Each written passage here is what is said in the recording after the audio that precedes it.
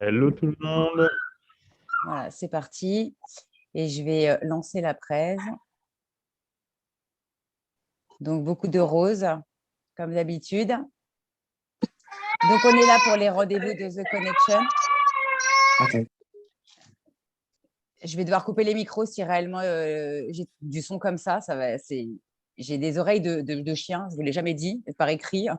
Mais du coup, tout est amplifié chez moi et c'est assez insupportable. Alors, on est là pour les rendez-vous de The Connection. Au sommaire, en fait, je vais juste vous rappeler, pour ceux qui ne savent pas ce que c'est, en fait, les rendez-vous de The Connection. Faire un petit rappel aussi du c'est quoi le marketing 360 omnicanal, l'agenda du rendez-vous de The Connection et le sommaire de la présentation de Dimitri. Donc, les rendez-vous de The Connection, en fait, les premiers rendez-vous sont sur les tendances du marketing 360 pour 2022. On a déjà pas mal avancé. On continue le petit tour. On a déjà fait, on a fait pas mal de trucs. On avance. Aujourd'hui, on se retrouve en fait pour les tendances en fait vidéo sur les réseaux sociaux avec Dimitri Rival. Donc, pour ceux qui le savent, c'est en principe, je dis bien en principe, un rendez-vous d'une demi-heure. Maintenant, ça peut déborder. Et parfois, si ça déborde, moi, ça ne me dérange absolument pas parce que je préfère qu'on déborde et que ça soit plus clair plutôt que ça soit incomplet ou bâclé. Et puis, en même temps, je trouve ça beaucoup plus convivial, en fait, qu'il y ait des interactions. Donc, voilà. De mon côté, en fait, c'est quoi le marketing 360 ? Ce sont tous les points de contact que vous pouvez avoir en fait entre les marques et les clients. Je vais devoir désactiver le son. Je suis désolée. Voilà.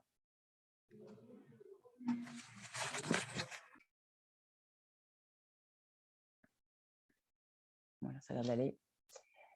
Donc, ce sont les points de contact en fait entre la marque et les clients sur les canaux de distribution, sur les canaux de communication. Le but, bien évidemment, étant de faire vivre en fait une expérience exceptionnelle. On est vraiment là-dedans en fait avec les années. Moi, je ne fais que ça. Après, je ne fais pas forcément que du 360. Je ne fais du 360 quand ça s'y prête et quand, bien évidemment, il faut avoir les moyens aussi. Il faut savoir que des campagnes télévision, ça coûte voilà, très cher. Parfois, il y a des moyens, en fait, c'est là pour la raison pour laquelle, en fait, Dimitri est là aussi. Moi, je crois à la viralité. Je crois aux vidéos qui peuvent buzzer pour des événements comme là. Je suis en train de préparer, enfin, moi, je l'ai fini, mais j'ai préparé un post, en fait, pour le 1er avril. Et en fait, il faut savoir que cette date-là est un incontournable aujourd'hui, en fait, pour les marques. Elles s'amusent, mais vraiment, elles s'amusent avec leurs clients ou prospects. Et bien évidemment, il faut que ça aille dans le bon sens. Il faut savoir s'arrêter au bon moment. Donc voilà. Pour ceux qui veulent en savoir un peu plus et qui même ont besoin d'avoir cette presse si besoin, qui n'est pas complète parce que je n'ai pas demandé à Dimitri de s'implémenter dans ma presse. Mais du moins, pour ma partie, s'il y a des choses que vous avez besoin de récupérer, je peux la mettre à disposition. Et je peux vous mettre à disposition aussi le lien, si besoin, de mon post d'il y a un an, qui devait être aussi un flop. Hein, pour ceux qui ne savent pas, moi aussi, j'ai fait des flops avant d'avoir des likes et d'avoir quelques petites vues. Donc, voilà. Le rendez-vous de The Connection, en fait, il va y en avoir d'autres puisque je continue mon petit tour. On va avoir rendez-vous le 7 avril, en fait, avec Bekir, que vous connaissez peut-être de MyCM Mag, avec aussi, en fait, Marie-Béatrix Fontaine de Empreinte Pro. On fera un spécial carte de visite, papier, pour info. Et on aura un spécial personal branding sur les réseaux sociaux le 12 mai. Pardonnez-moi, j'ai dû taper trop vite et j'ai un 2 qui s'est casé à la place d'un accent aigu. Et ensuite, je cherche des partenaires pour info, pour ceux qui sont dedans peut-être et qui m'entendent. Je n'ai pas encore parlé de toutes ces choses à venir sur le PR, la réalité augmentée, l'automatisation, le CRM, les médias, etc. Donc, vous êtes les bienvenus. Et pour le coup, bien évidemment, s'il y a d'autres dates qui se greffent entre-temps, je ne manquerai pas de vous en informer. Voilà.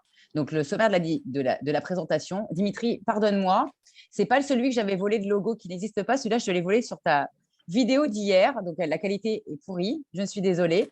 mais c'est celui qui me semblait le plus actuel. Donc aujourd'hui, on va parler donc des vidéos sur les réseaux sociaux. Donc Dimitri va nous présenter en fait son expertise, les tendances et après, place aux questions. Voilà. Ok, bonjour à tous. T'inquiète pas, pour le logo, de toute façon, je n'ai pas de logo. Généralement, je suis une photo. Ouais, mais je l'ai trouvé sympathique celui-là, en fait, avec le bout de ta queue de cheval, en fait, avec le fond blanc comme ça. Je trouvais ça très bien. Voilà. Ok, Feu, il nous reste 20 minutes. Ok. Du coup, pendant ces 20 minutes, je vais très globalement l'écosystème de la vidéo aujourd'hui, notamment en partant de la pandémie, ce qui est un peu un shift, ce qui a un peu changé concrètement notre façon de consommer de la vidéo, même si les tendances étaient présentes avant du coup, le début de cette pandémie coronavirus. Donc, je peux... Ouais, c'est bon. Ouais, j'ai partagé. J'ai partagé déjà en principe. Une laisse les mains pour que je puisse partager. C'est pas fait? Non. Contre, je peux partager, mais il y a ta présentation en ligne. Ah, pardon. Alors, il faut que je sorte. Je vais fermer. Je vais fermer et j'irai la chercher après. C'est pas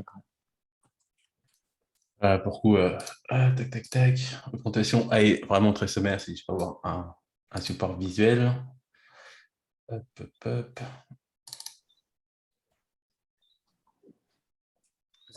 Bon. Hop, ok.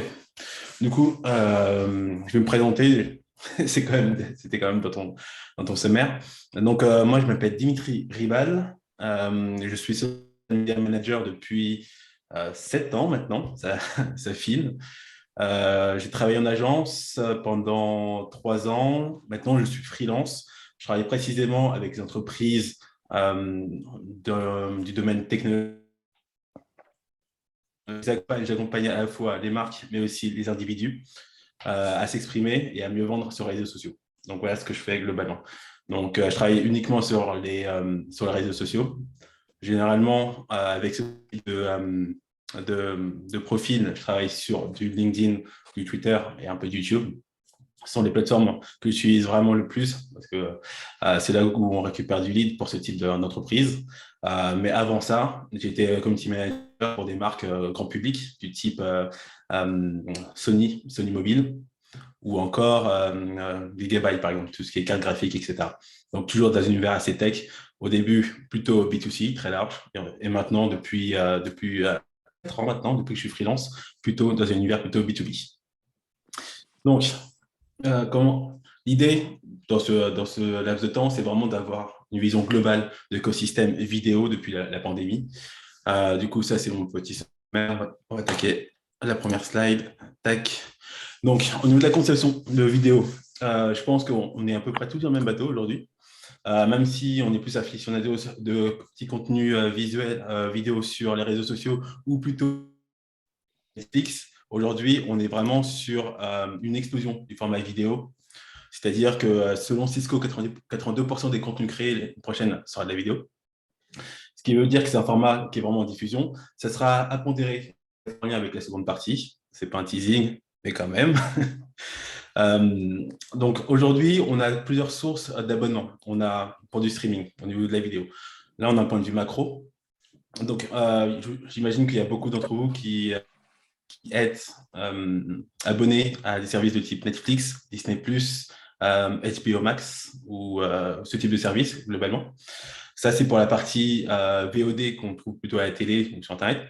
Mais d'autre côté, il y a aussi des premium du type YouTube, par exemple premium. Je ne sais pas si certains d'entre vous sont abonnés. Ça fait partie justement de ces abonnements pris en compte dans ces études et qui montrent qu'il y a une appétence croissante pour la vidéo. Non pas simplement en appropriation de des plateformes vidéo. D'où l'intérêt croissant pour les formules premium. Ce qu'on retrouve aussi dans la musique, hein, tout ce qui est Spotify, Deezer, etc. Je vous passe sur les chiffres. Ah oui, je pense que on va revenir dessus, mais TikTok, c'est vraiment le porte-étendard aujourd'hui de la vidéo sur les réseaux sociaux. Pourquoi? Tout simplement parce que c'est une plateforme pas seulement, mais focalisée uniquement sur la vidéo. Aujourd'hui, elle a atteint le milliard, enfin 2021, fin 2021, elle a atteint le milliard d'utilisateurs actifs sur sa plateforme, ce qui veut dire qu'il y a une appétence énorme pour les vidéos, précisément pour les vidéos courtes. C'est pour ça que l'année dernière, on a eu aussi vu l'explosion des Reels sur Instagram. Je ne sais pas qui est plus Instagram, qui est plus TikTok. Moi, je suis Insta, mais sans Reels. Et Du coup, tu utilises je fais que du visuel pour l'instant. Il va falloir que je me mette à la vidéo. Ok. D'ailleurs, ça va être un des sujets. Parce que c'est ce bruit. Quelqu'un qui Il y est a au volant. Au volant ou à la Ouais, je sais pas. Tac. Hop. Donc, justement, avec l'émergence de visuel, je ne sais pas si vous vous souvenez d'une plateforme qui s'appelle Vine, qui date de 2012. C'est un peu l'ancêtre de TikTok. Concrètement, il n'y aura pas eu de TikTok aujourd'hui sans Vine. C'est une plateforme spécialisée dans les vidéos très courtes. Sur mobile, il y avait aussi une application web, mais du coup, c'est arrivé vraiment avec l'avènement du mobile, où il y a beaucoup d'influenceurs encore actuels qui ont commencé à créer des contenus assez courts, des mini-scénarios, justement, plutôt dans la catégorie grand public, entertainment et humoristique. Donc, à partir de là, il y a eu une vraie appétence pour les formats courts. Si vous voulez, c'était en 2012, c'était vraiment succinct. Ça a duré pendant un an. Il y a une grande appétence. Ensuite, c'était racheté par Twitter et ça a été fermé. Donc, il y a eu un peu une traversée du désert pour ce type de format. Ce qui a repris parfaitement TikTok, concrètement, Musical.ly à l'origine, et ensuite TikTok. C'est les formats très courts, adossés à un algorithme très puissant qui permet justement de catégoriser chaque utilisateur dans des cases particulières d'affinité en fonction du contenu qui est proposé sur la plateforme. Sur TikTok, par exemple, vous avez qui permet de savoir en 3-4 vidéos quel type de vidéo va vous convenir et vous enfermer, entre guillemets, vous proposer une boucle de contenu qui va vous permettre de continuer à consommer du contenu sur la plateforme. Un peu comme fait Facebook, en fait. C'est ça, sur le Facebook, sur la partie Watch de Facebook. Tout à fait, exact. Ouais, exactement. Okay. Il y a une partie boucle comme ça, sachant que sur TikTok, généralement, les vidéos sont un peu plus courtes et de production. C'est ce qui garantit justement cet aspect authentique. On est vraiment, depuis quelques années, depuis un petit essoufflement d'Instagram sur une espèce qu'on a retrouvé sur Instagram avec justement un moment où on a eu du mal à consommer du contenu, justement des influenceurs, des photos très léchées, des vidéos toujours parfaites, etc. Là, on est en train de on gagne en authenticité, c'est ça? Exactement. Pas forcément moins travaillé, mais un peu plus en rapport avec justement le quotidien ou les vrais besoins et envies de l'audience, et un peu moins justement strass et paillettes. Donc du naturel. C'est ça qui est intéressant. Okay. Et Corinne nous avait dit, parce que je ne voulais pas te couper dans ton truc, Corinne nous disait qu'elle était plutôt Insta avec des photos. Donc elle est un peu comme moi. Voilà. Ouais, exactement. De toute façon, ça fonctionne comme ça, de toute façon, sur la plupart des plateformes. C'est qu'on a les fonctionnalités de base, c'est vraiment le cœur de la machine. C'est ce qui, finalement, permet aux plateformes de générer du cash. Ce sont vraiment les formats de base. Sur Instagram, c'est la photo, même s'ils ont déclaré ce n'est plus seulement une plateforme de photos, mais une plateforme média en général, donc pousser de la vidéo, etc., des carousels, etc. Le cœur, c'est vraiment de la photo, donc ça le restera toujours. Les Reels, ils sont là, ils sont arrivés en réaction à des formats au format TikTok. TikTok, ouais. C'est comme sur YouTube avec les shorts. C'est exactement la même chose. Mais il y en a qui s'en servent vraiment pour vendre, vraiment, enfin, pour se présenter, qui s'amusent, qui prennent goût. Je ne sais pas, toi, Dorian, tu t'en sers pour ton activité, pour te vendre?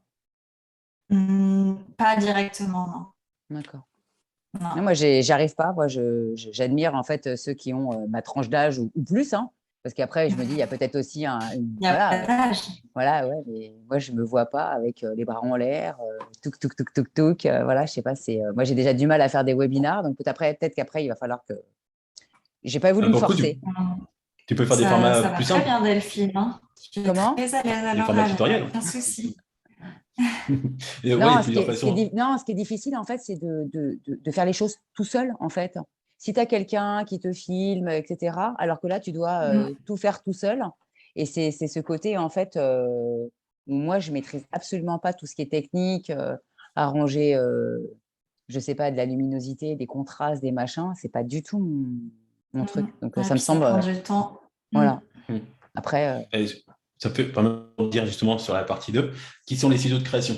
Avec les formats courts, rapides et souvent beaucoup plus accessibles, il y a eu l'émergence des studios de création en interne, que ce soit dans les boîtes de conseil, dans les agences de communication, mais aussi chez les annonceurs. et forcément, ça rejoint un peu la conversation, tout ce qui est influenceur ou solopreneur, où on peut créer son home studio aujourd'hui assez facilement avec un smartphone et une lumière. Et on peut commencer à créer des vidéos très facilement comme ça. Concrètement, c'est tout ce qu'il faut pour se lancer sur TikTok ou même sur YouTube. On n'est pas obligé de faire des vidéos extrêmement produites pour atteindre ses cibles et ses clients. Pour le coup, pour le coup, ça fonctionne très bien. Il faut distinguer deux objectifs. L'objectif de viralité et l'objectif d'atteinte de ses clients. On peut faire, c'est comme sur LinkedIn, on peut faire 400 vues sur son post et pourtant dénicher 3-4 clients parce que son post aura été ajusté pour parler à son client idéal, Exact. tout simplement. Ce sont deux choses vraiment à distinguer. Aujourd'hui, quand on parle de vidéo, il y a beaucoup d'entreprises justement qui ont du mal à se lancer dans la vidéo parce qu'ils ont une vision ROI très court terme. C'est-à-dire qu'ils veulent faire du like, de la visibilité, alors que justement, la vidéo peut être utilisée justement dans une démarche plutôt de branding et d'assise justement de sa marque d'entreprise sur le long terme. Mais beaucoup de choses, en fait ton assise en fait, par rapport à ta vidéo, enfin, pour moi, c'est exactement la même chose, en fait, de façon générale sur le marketing ou sur le business développement. Et Oui. c'est ce que j'ai rappelé hier à mon client, en fait, que les choses se voient sur du long terme et pas sur du court terme. On doit toujours voir loin et pas court, parce que on aimerait tous que les choses aillent beaucoup plus vite, mais il y a des voilà, on en parlait la dernière fois, tout est une histoire d'instant, quoi. Voilà, voilà, on ne sait pas qui se cache derrière justement un écran et va voir peut-être un post, on ne sait pas, ou une vidéo qui va déclencher tel truc derrière. Et voilà, c'est des aléas, quoi. C'est comme ça. Exact. Mais la spécificité de la vidéo, justement, c'est que généralement, c'est un format qui prend plus de temps et souvent aussi plus d'argent que, par exemple, un format visuel ou un post écrit. Exact. Sur LinkedIn, c'est très simple, on peut faire des posts écrits et très bien fonctionner sur la plateforme. C'est un des atouts de LinkedIn, même si ce sujet n'est pas LinkedIn aujourd'hui, mais plutôt la vidéo. Et on voit très peu de vidéos, notamment sur LinkedIn, par exemple, parce que justement, c'est un format qui demande déjà de savoir faire un peu de vidéo, être à l'aise devant une caméra, par exemple. Là, je parle vraiment de vidéo, pas d'animation, parce qu'il y a aussi, on peut faire de la vidéo à travers de l'animation, c'est encore autre chose. Mais quand je parle de vidéo, c'est généralement de la face cam, c'est-à-dire que ça peut être de la conversation comme ça, par exemple, redécoupée. Par exemple, on viendra sur les formats longs après, qui peuvent justement être utilisés pour le format vidéo et qui fonctionnent très bien, encore une fois, pour une cible qualifiée. On va avancer parce que je vois qu'il leur tourne. No stress. No stress. Hop, hop, hop. Donc, hop. Donc, alors, juste avant, ouais, Dorian nous a laissé un petit message. Tu as fait du format court? Tu as testé du format court? Oui, justement, tu me demandais la question tout à l'heure. Je pensais que c'était sur d'autres supports, mais j'ai déjà fait des vidéos très courtes sur LinkedIn et c'est vrai que ça marche quand même bien. D'accord. Les retombées, ça crée un lien en fait. Oui, bah oui, ce qu'on avait avec les stories à un moment donné, quelque part, et qu'on a perdu. Exactement. Moi, je sais que j'ai perdu beaucoup de liens. J'avais un lien avec plein de gens tous les jours, ou parfois les mêmes gens. Et du coup, je sais pas comment on peut, je sais pas pourquoi ils ont fait ça. Après, c'est leur positionnement, mais c'est dommage parce que c'était un gain de temps en fait par rapport à la messagerie normale en fait. C'était un accélérateur, on va dire. Ouais, de rencontres. normalement, ils doivent le réimplanter. Mais Ouais. aujourd'hui, en fait, il n'y avait pas encore tous les outils nécessaires, notamment aux marketeurs, à travers les stories LinkedIn. Et je pense que Bon, c'est plutôt mitigé. Mais bon, j'ai bon espoir que ça revienne. OK. Mais oui, pour rebondir, les formats vidéo sur LinkedIn fonctionnent bien parce que ça humanise la marque. Ça fait partie justement précédemment le fait de travailler son branding sur le long terme. C'est beaucoup plus simple de s'identifier ou de suivre quelqu'un qu'on voit se mouvoir en vidéo. On voit ses mimiques faciales, on connaît son expression, etc. Plutôt que on Contexte, a hein. des personnes Contexte. qui se démarquent très bien. Il y en a qui se démarquent très bien à travers le texte, notamment beaucoup de copywriters, dont je ne citerai pas le nom, qui se démarquent très bien le format texte, mais c'est encore une fois pas donné à tout le monde. Ça ne sert à rien de faire tous les formats, il faut faire des vidéos, mais si on a les en vidéo, pour le coup, ça nous donne un avantage assez grand sur d'autres personnes, parce que la plupart des utilisateurs ne savent pas faire ou ne veulent pas ou ont une appréhension vis-à-vis de la vidéo. Et ça, c'est normal. Je le vois tous les jours avec mes clients. Donc, je suis allé peut-être un peu vite. OK, les formats longs, t'es toujours sur les formats longs. Les formats longs, moi, je travaille personnellement beaucoup avec les formats longs, personnellement et avec mes clients, parce qu'on est plutôt sur des sujets techniques qui demandent un peu de temps d'approfondissement et d'exploration. Mais ce n'est pas forcément compatible avec les réseaux sociaux, et notamment les formats courts. C'est-à-dire que quand on a des interviews, par exemple, ou des conférences, des webinars, on peut extraire justement des snippets, comment on appelle Des ça? séquences. Des Exactement, séquences. des petites séquences justement qui adressent un point particulier. Et ça, en réalité, en termes de production, c'est bien plus simple de créer un contenu long et dense et de pouvoir étaler justement ce format court à partir de ce format long sur les réseaux sociaux et remplir son calendrier très facilement. Récupérer les moments clés sur 1 heure de conversation, tu as au moins de moments clés que tu peux utiliser sur divers canaux. Et ça, en termes de production, c'est bien plus simple que de penser à une idée pour une vidéo de 2 minutes à chaque fois. Parce qu'encore une Exact. fois, on n'est pas sur un travail de production de type humoristique, on n'est pas sur ce type de création. Donc, il n'y a pas de structuration au niveau du script. Généralement, quand on discute, on échange comme ça, on a les points à travers lesquels on devrait passer, mais c'est pas ce qui structure la vidéo. Et les formats courts, ça permet justement de donner des directions, faire des highlights, finalement des highlights, comment on appelle ça? Ah, j'ai du mal à traduire aujourd'hui. Des mises en avant, en fait, du highlight, Ouais, tu as c'est dit? ça. Ouais. Mettre C'est mettre en lumière. sur- Mettre en lumière. exactement, mettre en lumière sur des sujets en particulier. Et ça fonctionne très bien. Il y a une chaîne qui fait ça très bien. Beaucoup, c'est sur YouTube, mais justement, qui marie très bien des formats longs et des formats courts. Eux, ils font beaucoup de formations au niveau du freelancing, etc. C'est une chaîne qui s'appelle The Future. Je vais essayer de vous la mettre en, comment ça s'appelle? En chat. Pour moi, c'est vraiment une des chaînes qui le fait le mieux. Ils ont à la fois des formats très longs qui dépassent l'heure. Ils ont à la fois des formats d'échange, des formats de mise en situation, de jeux de rôle. Et tout ça, après, ils redécoupent et ils séquencent ça sur toutes leurs plateformes. Et sur Instagram, ils présentent aussi énormément de carousels. Et ils accueillent des carousels d'ailleurs, de graphisme, beaucoup de graphistes d'ailleurs, qui leur proposent des carousels et eux les publient sur leur compte. Ça fait un compte extrêmement riche. Donc, allez voir vraiment sur YouTube en termes de vidéos et sur Instagram, leur Instagram aussi, et en termes de ligne éditoriale et de travail avec leur communauté. Parenthèse refermée. Merci. Et Du coup, voilà, on va être dans 10 minutes, on est coupé. Donc peut-être que je serai amenée, si on n'a pas fini, à refaire un lien, comme vous. À toi de me dire en fait, Dino. Parce qu'il faut qu'on ait le temps. Il faut qu'on ait le temps. Mais moi j'ai du temps, c'est pas un problème. Il y a il juste reste juste un que point. tout dépend si les gens restent. Et j'aimerais qu'on ait le temps aussi d'échanger derrière, en fait, après. Il me reste juste un point après. Donc, adéquation, stratégie SEO, etc. Ça, pour le coup, on ne va pas rentrer dans le détail. Mais le point que je voulais souligner entre justement la partie 2 et la partie 3, c'est que format court et format long ne sont pas incompatibles. C'est intéressant de travailler des formats longs, bien structurés, et ensuite redécouper en format court pour les réseaux sociaux.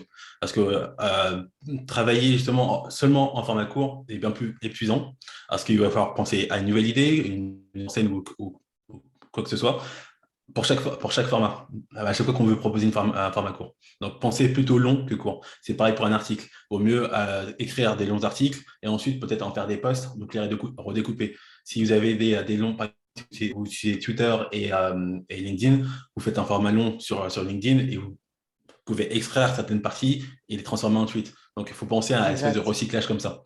Et en termes de vidéo, c'est encore plus important parce qu'encore une fois, c'est un format qui prend généralement plus de temps et peut-être plus d'argent si tu es par exemple une production externe.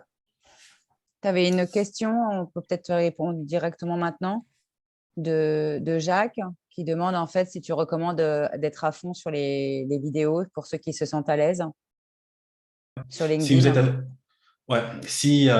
à l'aise en vidéo, vous avez vraiment un avantage compétitif parce qu'il y a très peu de vidéos. Vous pouvez vraiment, vous pouvez sortir une vidéo par jour ou 3 vidéos par semaine, clairement, vous allez très facilement. Moi, j'ai commencé comme ça en 2019. En 2019, sur LinkedIn, j'ai commencé qu'avec de la vidéo. J'ai vraiment émergé très facilement. Après, c'est comme ça que je t'ai connu. Hein. Moi, je t'ai pas connu en 2019 parce que j'y étais pas beaucoup à l'époque. Mais je sais que l'an dernier, c'est comme ça que je t'ai rencontré. Et d'ailleurs, pour moi, c'est le seul qui a beaucoup émergé. Après, il y en a quelques. Après, on peut pas tout voir, hein, forcément. Oui. Mais du coup, il n'y a pas encore beaucoup de vidéos aussi sur la plateforme. J'ai essayé de mettre une forme particulière et finalement, ça vient plus. Donc, si vous pouvez faire des vidéos, faites vraiment des vidéos et vous ne prenez pas la tête sur d'autres formats. Le plus important sur les réseaux sociaux, quand vous travaillez, j'imagine que c'est dans l'objectif de travailler une marque personnelle, c'est vraiment. Généralement, les copywriters, ils ne s'amusent pas à faire de la vidéo, plus des carousels, plus du texte. Ils sont connus pour justement leur plume. Donc, du texte bien ciselé avec leur style caractéristique. Et basta, ils n'avaient pas. Parce qu'eux, ils vont chercher justement des clients en lien avec ça. Mais ce qui est rigolo, c'est qu'en fait, ce n'est pas le même monde. Hein. Donc, du coup, ils sont capables de te dire qu'ils écrivent des posts parfois pour certains en 10 minutes. Alors que nous, moi, je fais pas de vidéo pour le coup. Hein. Mais pour mon cas, enfin, je ne sais pas, Dorian, comment ça se passe, ou d'autres qui publient comme ou Corinne ou Arnaud ou même Réhouven. Moi, je sais qu'en fait, alors après, il y a des posts qui vont prendre plus de temps que d'autres, hein, ça dépend ce que c'est. Hein. Mais après, moi, j'ai le visuel. Et comme en fait, parfois c'est des images, parfois c'est moi qui crée des choses parce que je ne trouve pas ce que je veux. Voilà, ça ne me prend pas 10 minutes, quoi. En plus, sur LinkedIn, en plus, on est sur une audience plutôt éduquée. Du coup, il faut aussi travailler le texte. Parce qu'il faut vraiment un bon équilibre entre les deux. C'est une spécificité aussi de LinkedIn. Donc, si vous faites de la vidéo, ne prenez pas la tête. Ça va prendre un peu de temps au début, mais une fois que votre audience va consommer de la vidéo. Et d'ailleurs, LinkedIn essaie justement de pousser un peu les créateurs LinkedIn, justement, avec comment s'appelle ça, LinkedIn for Creators, quelque chose comme ça. Je crois que c'est. Ils ont aussi une cellule européenne ou française, je sais plus, qui va être là pour soutenir la création sur LinkedIn. D'accord. Et l'objectif, encore une fois, si c'est pour un business, c'est pas les millions de vues, c'est s'adresser à la bonne cible. audience. Bah oui. C'est toujours l'idée. Dernier point, rapidement, du coup. Préoccupation environnementale. Ça, c'est vraiment un sujet qui a été abordé avec mes clients, que j'ai abordé avec mes clients, justement, quand on vu les types de formats qu'on peut exploiter sur les réseaux sociaux, c'est que la vidéo aura un impact écologique trop négatif vis-à-vis, par exemple, de l'image ou du texte. En réalité, c'est un faux débat. C'est comme les mails. On utilise tous des mails. En termes de responsabilité environnementale au niveau des mails. Personne ne fait un tri assidu des mails. La question n'est pas là, en fait. La question est plutôt comment on fait pour améliorer les choses. On pourrait ouvrir ça à une nouvelle technologie de type NFT, crypto, tout ce qui est blockchain. Le point de vue, en fait, compte, à chaque fois, le point n'est pas de partir de l'usage et partir des solutions d'hébergement. On l'a vu, il y a une appétence, ça ne va pas partir. Ça va même augmenter. Il y aura toujours une consommation croissante de la vidéo.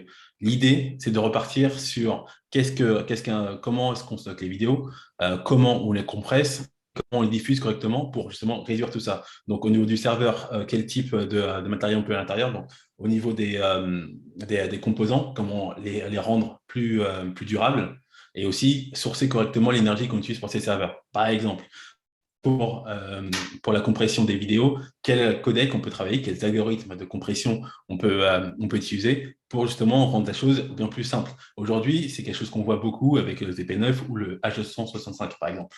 Ce sont des codecs, des algorithmes d'encodage qui permettent de compresser beaucoup les vidéos tout en gardant une bonne qualité et en allégeant donc forcément les vidéos.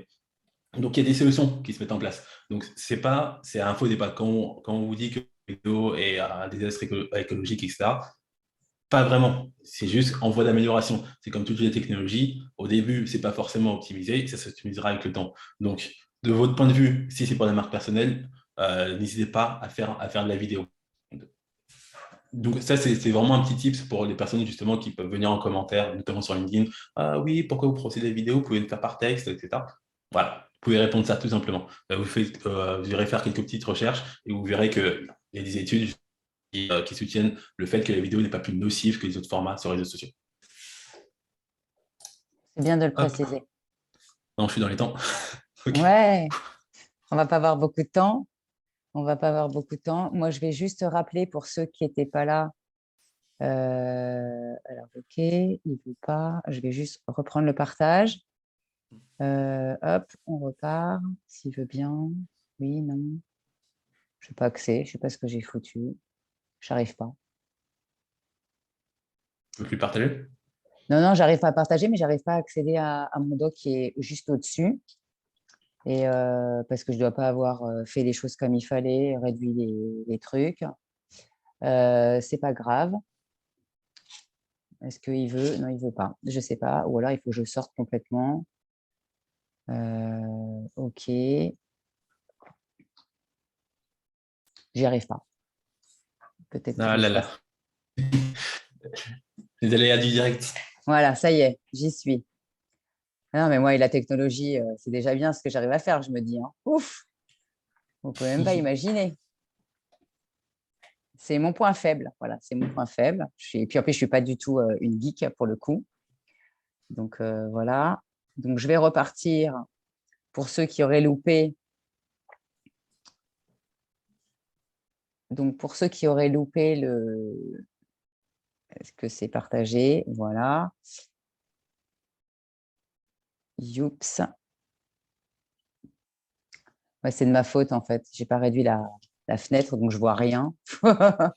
Donc on se retrouve le 7 avril avec Bekir pour les réseaux sociaux, carte de visite le 28 avril, réseaux sociaux le branding sur les réseaux sociaux avec Honoré le 12 mai. Et ensuite, moi, je te remercie déjà, Dimitri, j'étais ravie. Et merci à tous de votre présence. Et puis, de toute façon, on reste connectés. Et à très bientôt. Et n'hésitez pas, si vous avez ou envie de participer au webinaire parce que vous faites partie du 360, ou si vous avez même d'autres idées. Voilà. À très bientôt et bon après-midi. Salut à tous. Bon après-midi et merci Dimitri et Delphine. À bientôt. À bientôt. Salut. Au revoir, Jacques. Merci, Mickaël. Merci, Jacques. Merci, JB. Merci, Arnaud. Merci, Edwige, je crois. Et j'ai dû en oublier. D'autres sont partis. Voilà. À très bientôt.